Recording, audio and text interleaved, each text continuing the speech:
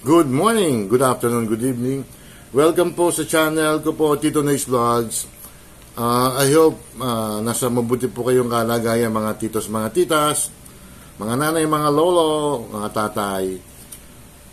Mga kababayan ko, paminsan-minsan ako nagbablog na ngayon about sa political situation natin sa Pilipinas. Hindi ba panay reaction commentary sa mga nangyayaring issue sa bayan natin. Pero ito, hindi ko ito palalampasin mga kababayan ko. Although I voted for President Bongbong Marcos, PBBM, kasi hindi naman ako siguro perfectong supporter, yung diehard. May mga bagay rin akong ayaw sa kanya. Siyempre, wala nga perfecto presidente. Ito mga kababayan ko, huwag kayo masyadong maniniwala sa mga chismis na yan na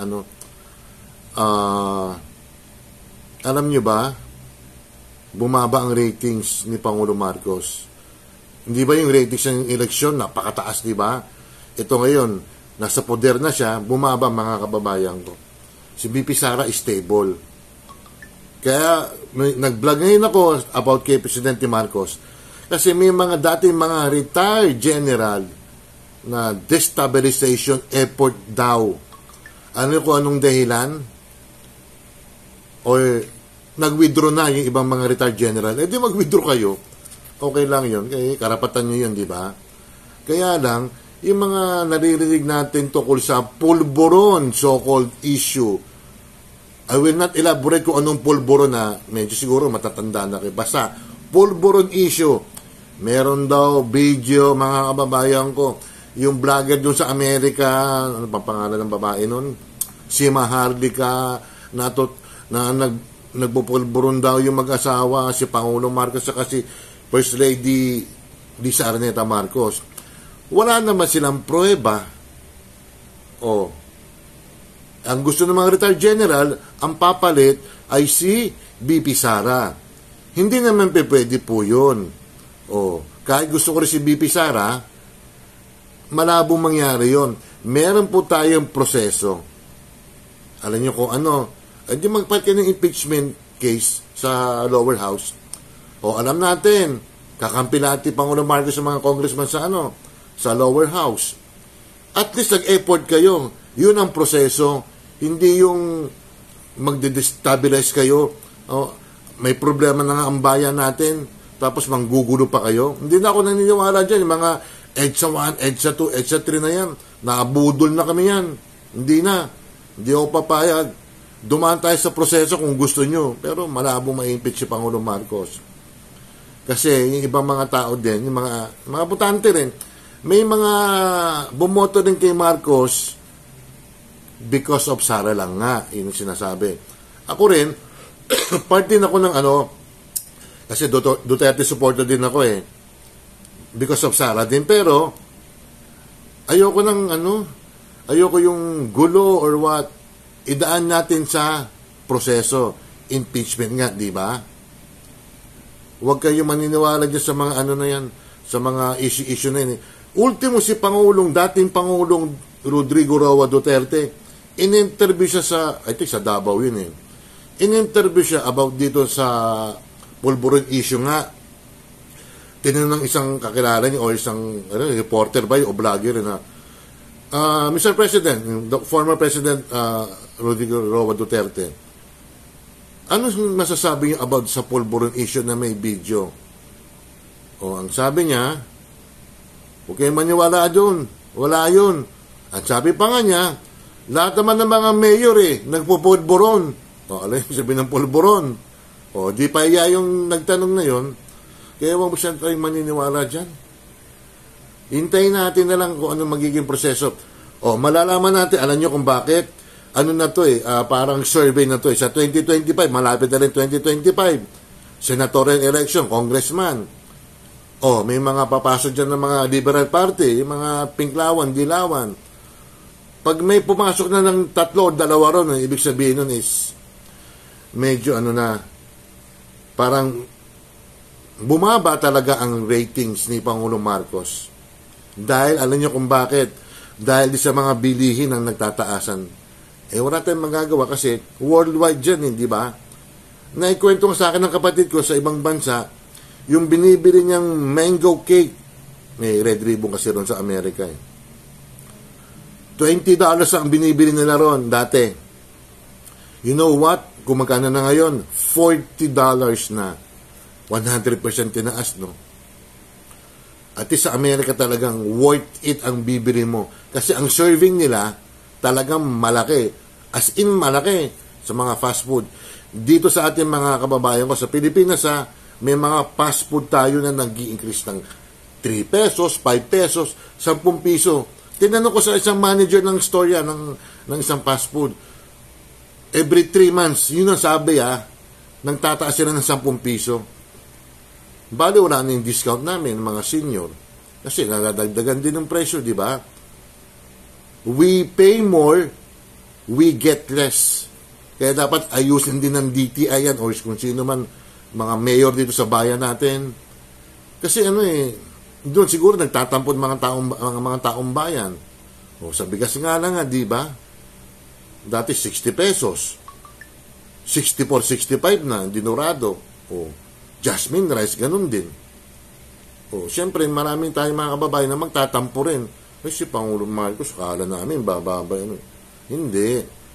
Ano talaga worldwide talaga yan, di ba? Uulitin ko mga kababayan ko, huwag kayong maniniwari sa mga kwento-kwentong pulburo na yan Sabi pa nga ni Marlic ayun nga, nagpupulburon daw. Nagkwento sa kanya, may video raw. Pero di yan nakita yung video. Ano yun? O di chismis, marites lang yun. At kaya mga retired general naman, daanin niyo sa proseso. Ano yung destabilization? Sawa na mga tao dyan. Ako siguro may sasama rin sa inyo, pero hindi ako sasama niyo sa destabilization May mga kaibigan ako talagang bumoto kay Pangulo Marcos na binabatikos na. Okay lang binabatikos ako. Pag may maris si Pangulo Marcos, siyempre babatikosin natin. Di ba? Katulad yan, maharlika fan na yan. Hindi ako sang-ayon dyan. Sa pagtaas, kaso ng mga bilihin, ganun talaga At saka may mga ibang mayor. Sandali lang maduktong ko lang. Aba, naningil ka agad ng amilyar. Dapat Marso pa yan. Napilita kami nagbayad. Ganun talaga Tignan mo, naningil ka agad Grabe.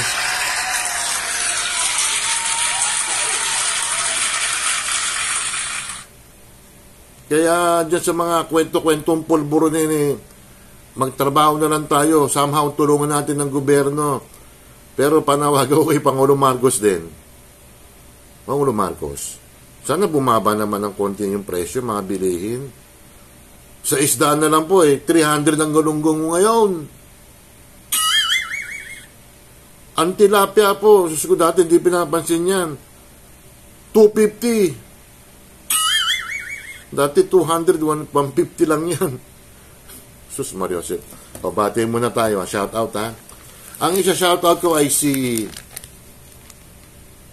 Cherry Papoy's Adventure, Ate Ruby Vlog, Oxys Tab, Sinjin Vlog Official, Michi Tiger Field, Shirley Mendrano, Jane Barona Vlog, Coach MB 26, Doc Juday, Mamelin Official, Amlena Vlogs, Tessa Balo Official, Nanay Eva TV, Jovan De Motorista, De Papaya, Principal Kim, Mayam Vlogs, Eldon SK Vlog, Revs SK Jamming Vlogs, A-Heart Purple, A-Heart, thank you Junito Marinado, Mayrati Sanchez, Kapitek TV, Rhea May Perolino, Tony Marsa, Rizal Easy Mix, Nawigay, Angel Mix Vlogs, Kathleen, Chaps De La Cruz, May Bunso, Arlene Hugs, Casablanca, Jessa Marie, Baby Yashi, I greeted you na, binati na kita, and Baby Abby, thank you for your membership I think si Banana rin siya Eunice and Burgess Tandem, Malus TV, Food Trip, Ranger TV, Guwapong Lalaksot, Jana Mix Vlogs, Benji Sanchez, si Opa, Angeline Longanson ng New Zealand, Dems Cake, Sweetie Cake Channel, Nuna Wonder PH, Jurens Vlogs, Ella Kimo, Cindy Mini TV, Elis Neris, Jari ng Saudi Arabia, Dala Ricard ng Israel, Evelyn Orasi, Evelyn Official, Simply Grace, Ate Isabel and Tess Madolina, Nina Laresma Lorciano, Marites Coho, Kojos TV, excuse me, Tita Marie, Angie of San Francisco, Fergie Albino, Kapatid Naga, Rosebud Adventure, Family Flower Vlogs, Joby's Official Channel, Charles Lumawig, Abo SKTV, Tita Pearl, Boss Aning, Girlie Mercer and Casey, Banana, Sarah Vlog, and Learn of India, mga kababayan ko. Kaya, mga kababayan ko, huwag masyadong maniniwala dyan sa mga chismis-chismis na yan. Ha? Kung may prueba talaga, ibang usapan na yan. Yung pulburon issue na yan. Ayun, may pulburon talaga ako. Nagdala ko noon yung ano namin yung meet up namin nila nanay 5 ata dinala ko noong 6. Yun ang pulburon. Goldilocks pa nga yun, di ba?